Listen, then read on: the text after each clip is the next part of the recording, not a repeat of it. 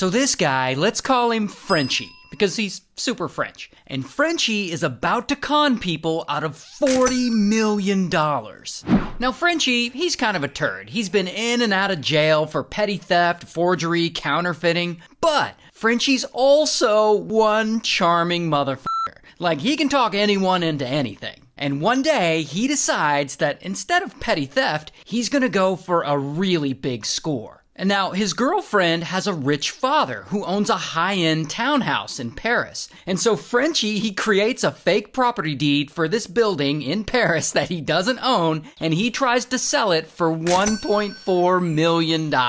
Oh, but he doesn't stop there. He continues this string of crimes, and sometime later, he successfully robs a jewelry store. And lucky for him, he doesn't actually get caught for this robbery. But now, he's a wanted man. So he decides to flee France, and he goes to the place where he can make some serious money, the United States. And once he's there, he goes to Los Angeles, where he starts making lots of friends in the nightlife scene. 'Cause, like I said, he's a charming guy.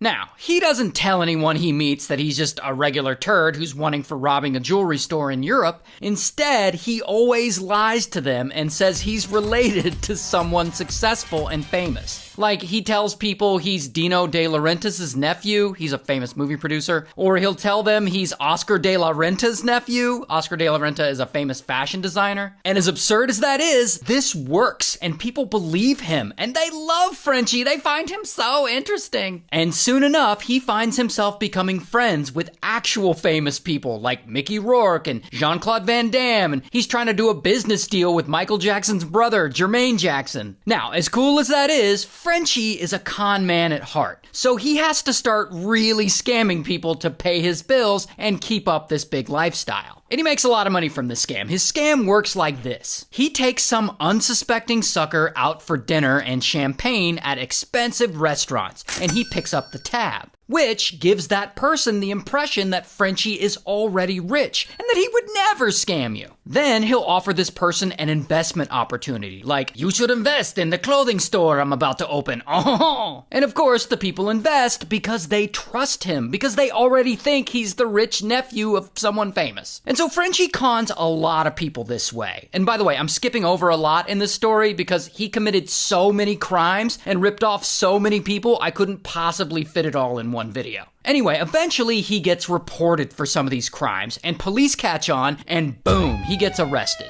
But his arrest doesn't last long, because he gets out on bail, and the day before he's supposed to go on trial, he flees town, and he heads from Los Angeles all the way over to the Hamptons in New York. And there, he starts making lots of friends again in the social scene, because, like I said, he's a charming motherfucker.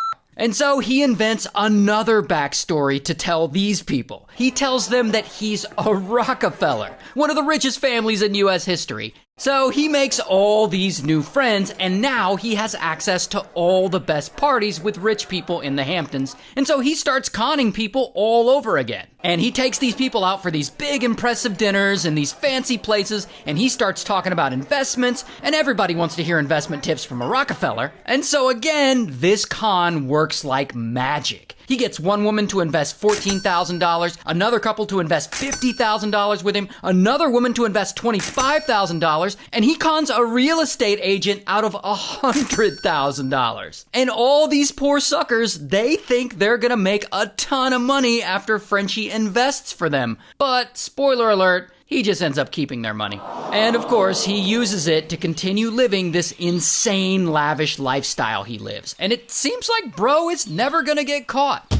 Until. So here's the thing about Frenchie. He likes to flex, like he likes to feel rich. And so he tells all his Hamptons friends that he lives in this big mansion on the fanciest street in town. But in reality, he doesn't. He's living out of a local bed and breakfast. Now, at this bed and breakfast, he hasn't been paying his bill. And eventually, the bill builds up to around $19,000. $19,000? What kind of bed and breakfast is this? And so the owners of this bed and breakfast, they get tired of Frenchie's excuses, and one day they report him to the police. And so, bam, police arrest him again. Here's his mugshot. And so Frenchie gives police a fake name and a fake ID, and he's able to post bail the next day. And at this point in the story, police have no idea he's a wanted criminal. They just think he's a guy who didn't pay his hotel bill. So Frenchie takes advantage of this, and he immediately flees the Hamptons and goes north all the way to Canada. Meanwhile, in Canada, Frenchie starts conning people there too. He tells people he's a famous Formula One driver for Ferrari, and people believe him. But then he screws up big, and he messes with the wrong ones. Because after 8 months of living in Canada, he befriends this older businessman and his wife. And he bullshits them, and he tells them he's this famous race car driver for Ferrari. And they're all impressed. They're like, oh, cool. And Frenchie convinces them to invest $150,000 into some fake business venture he invented. But they eventually realize it's a con, and they report him to Canadian police, and so, boom, once again, he gets arrested. And Frenchie spends a year in Canadian prison before he has to return back to the US, where he pleads guilty to his crimes, and he's sentenced to 3 years, 10 months in US prison. But, story's still going, because while he's in prison, Frenchie writes an autobiography where he talks about his crimes, which becomes a bestseller back in France. And by the way, in this book, he actually makes fun of his victims. He basically mocks them and calls them stupid for believing him. It's very French of him. Anyway, when he gets out of prison, he goes back to France, and he's kind of a celebrity there.